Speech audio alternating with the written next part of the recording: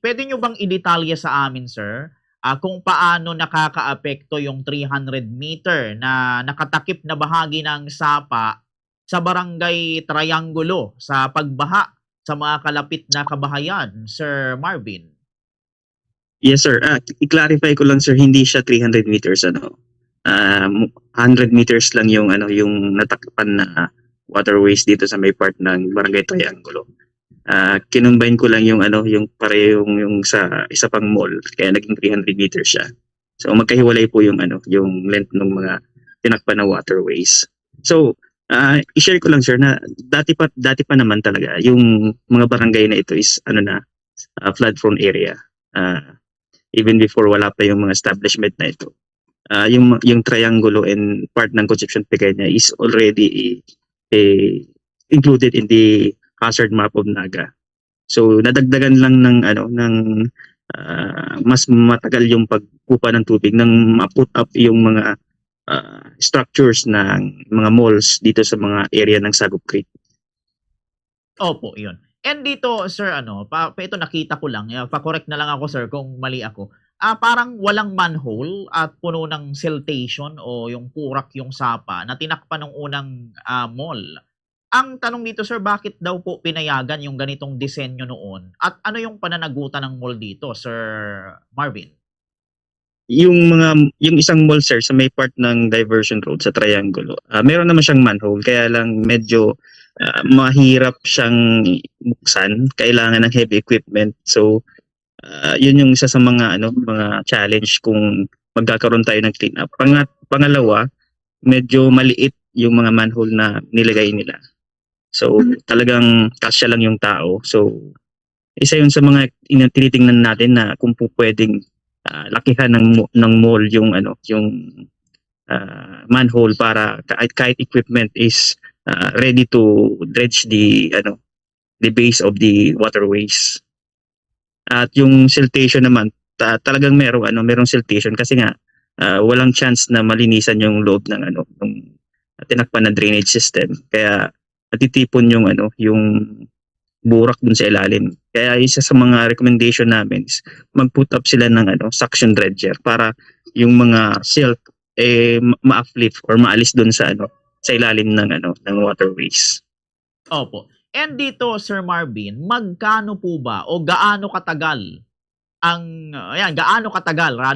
ang ibinigay po ninyong palugit dito po sa nasabing mall para makabili po ng suction dredger at makapagpalagay po ng floodgate at pumping station, Sir Marvin?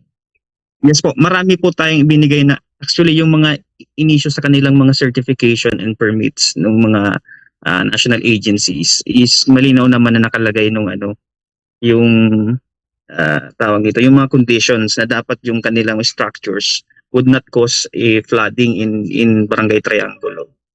So isa yun sa mga natin, mga kailangan busisiin na na sa mga permits nila. So siguro bago matapos yung taon, kailangan masunod nila yung ating hinihinging conditions sa kanila. Isa sa mga condition na hinihingi natin sa kanila, hindi lang yung paglagay ng pump at suction dredger, kundi pati na rin yung yung pag-put up ng detention pond sa kanilang area. Medyo malaki-laki yung detention pond na kailangan nilang ilagay sa kanilang mga area, more than 5,000 square meters. So itong detention pond na ito makakatulong to para kung saan dadaan yung tubig and maiipon muna bago i-release sa Bicol River. So isa yun sa mga way na nature-based solution talaga na ginagawa na rin sa ibang lugar dito sa Pilipinas. So isa yun sa mga natin, ibibigay natin parang condition dun sa mga mall owners. Opo, iyon. And dito, Sir Marvin, kung sakaling tumanggi o magmatigas ang management ng mall sa inyong mga recommendation, Sir Marvin, yung susunod na legal o administratibong hakbang ng LGU at City Legal Office, sir, if ever? Isa sa mga namin, sir, steps is siguro ibalik nila yung kanilang inalter. So sa ngayon medyo mas expensive yon kung sa kanilang part. Gigibayin nila at ibabalik nila yung dating course ng tubig. Pangalawa, siguro titingnan natin yung kanilang permits. kung dapat ba silang bigyan ng permit to operate dito sa Naga. Kasi nga hindi sila sumunod doon sa ating sa ating conditions. So yun sir yung pinakamabigat nating pwedeng ibigay sa kanilang sanction kung sakaling hindi sila tutupad doon sa ating usapan. Doon naman sir sa ikalawang mall na nagtakip naman, kung hindi ako nagkakamali, parang daang metro din po ng Sagop Creek. Paano sir nakapasok and nakapagtayo ng bahay sa loob ng ginawa nilang tunnel yung mga residente roon, Sir Marvin? Actually sir talagang malaki yung ginawang tunnel ng isang mall, which is kasya nga yung isang truck doon sa loob. So kaya naman talaga kung mga homeless people talagang makakapagpatayo doon ng bahay kasi napakalaki talaga sir. Actually pagpunta mo sa loob hindi ka naman masusuffocate kasi welo naman yung air sa loob. At the same time, yun nga lang medyo yung tinitingnan natin yung danger na pag merong malakas na ulan, baka itong mga nakatira dito is madisgrasya. So kaya hiningi natin doon sa barangay official na nagpunta na doon kahapon na tingnan yung situation ng mga residents na nakatira doon sa loob ng tunnel. Okay, yun. Gaano, Sir Marvin, kadelikado yung lagay ng mga pamilyang kasalukuyang nakatira sa loob po ng tinakpang sapa, lalo na kapag magkaroon ng biglaang pag-ulan at pagtaas ng tubig, Sir Marvin? Sir, hindi pa namin ma-identify kung ilang individual talaga yung nakatira doon. Pero may nakita kaming mga gamit at mga payag-payag doon sa loob ng tunnel. So napakadelikado kasi alam naman natin yung kapag mayroong malakas na ulan, pagbabaha, yung area yun is ng tao yung tubig doon. So delikado doon sa sa mga nakatira doon. At the same time, meron na rin tayong record na inaano doon sa ilalim na yon and na-rescue ng City Disaster Risk and Reduction Management Office natin nung last year. So malakas yung current doon sa loob kaya talagang napakadelikado kung mag-stay sila doon and kapag mayroong tag-ulan na malakas, talagang pwedeng maano yung kanilang buhay doon sa loob. Okay, oo po. And dito, Sir Marvin, ano naman po yung tugon siguro, sir, ng CSWDO and even Barangay Council sa ipinadala po ninyong sulat hinggil sa pagsagip at pag-relocate doon sa mga residente, Sir Marvin? Yes, naka-schedule kami sa Wednesday, Martes para magsagawa ng rescue and identification dun sa site with barangay and CSWD para tingnan kung ilang yung individual na nakatira talaga dun sa loob. At the same time, mabigyan sila ng agarang tulong at mailipat sa ibang location. Opo, yun. And bukod, sir, doon sa dalawang mall na ito sa Diversion Road, meron pa ba tayo, sir, ibang mga pribadong establishment o negosyo sa Naga na nagtakip din o nagtayo sa ibabaw ng mga sapa nang walang sapat na permission, Sir Marvin? Yes sir, actually merong isang subdivisions,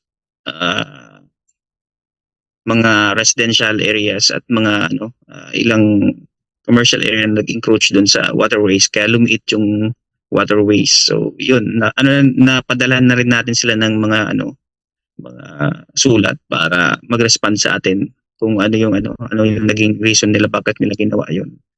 Yung isang subdivision sa may Barangay Pacol was already forwarded yung kanilang case sa DENR. Hinihintay na lang natin kung ano yung maging resolution noon.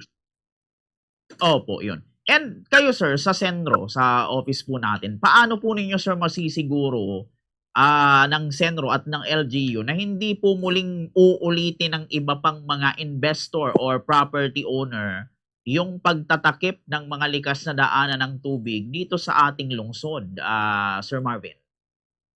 Yes sir, aside po dun sa sa yung kung malalaking development, dumadaan kasi yan sa aming office bago sila ma-issue ng development permit ngayon.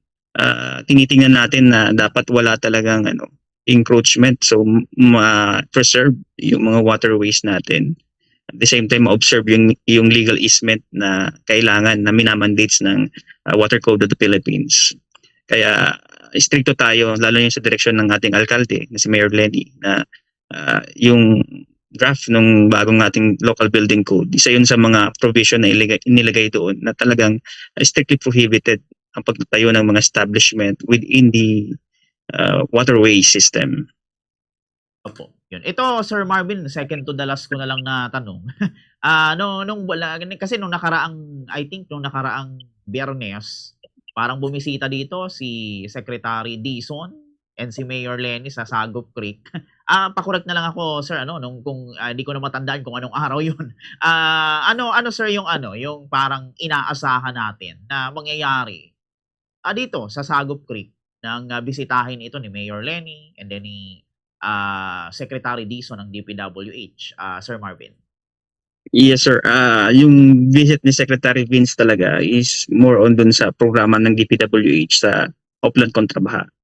So, yung mga flood control kasi project is pinagbawal ngayong 2026. So, nag-shift ang DPWH dun sa equipment purchasing, pati yung yung manual clearing ng mga waterways. Meron tayong mga ginagawang solution para talagang maibsan yung pagbabaha sa barangay Concepcion Pequeña at ilang part ng Naga. Isa nga dito sa tinitingnan natin dito sa part ng Concepcion is mag-put up ng or buhayin yung mga dating waterways na tinadaanan ng tubig. So meron tayong mga identified na area from Almeda Highway. So makakatulong ito para talaga yung tubig is ma-divert na hindi na dumaan doon sa part ng isang mall, dadaan na siya dito sa may Almeda Highway diretso sa Bicol River para talagang malesen yung tubig na dadaan doon sa ilang part ng Sagop Creek. At the same time, mapabilis yung paghupa ng baha dito sa may part ng Concepcion Pequeña. Pati rin dito sa Barangay Triangulo, meron na ring identified na area na pagko-connect ng waterways. Kasi sa ngayon yung waterways na dumaan doon sa isang mall is yun lahat ng tubig from Triangulo including Naga City Subdivision, part of SM, and dito sa may part ng PNR, lahat po dumadaan doon sa napakaliit na waterways na yun. Kaya talagang meron talagang choking area na yung tubig medyo matagal maghupa. Kaya isa sa mga identified naming area is maglagay ng additional waterways. Actually, yung isa nga, sir, nasa gilid ng inyong station. Diyan namin planong ilagay yung additional waterways na magko-connect sa Bicol River and dito sa Barangay Triangulo. Opo, iyon. And dito, Sir Marvin, ito, bago tayo magtapos, sir, sa atin pong interview, sir, ang mensahe ninyo o paalala mula sa Senro, sa public and sa mga negosyante dito sa Naga, hinggil po sa kahalagahan nitong pagpapanatili ng waterway easement para sa flood mitigation ng lungsod, Sir Marvin? Yes, sir. Siguro pagpapaalala na lang na yung ating mga waterways is nandyan para tulungan tayo na hindi tayo bahain. Pero kung aabusuin natin and tatakpan natin sila, talagang we will pay also the cost of our actions. At the same time, yung pangalawang paalala ko is yung sa mga community na huwag tayong magtatapon ng basura kung saan-saan. Dahil lahat ng basurang tinatapon natin, lahat yan ay pupunta doon sa ating mga creeks at waterways. Nakita naman natin yung nangyari sa Metro Manila. So, yun yung isa sa pinaka-common na cause ng flooding, yung kakulangan ng disiplina ng mga tao. Ayaw nating na paulit-ulit na lang tayo na ganun ang senaryo dito sa Naga na every time na may baha, kaakibat nun basura lagi. So, siguro maging disiplinado lang tayo at maging responsable sa pagtatapon ng basura dito sa ating mga lugar sa Naga.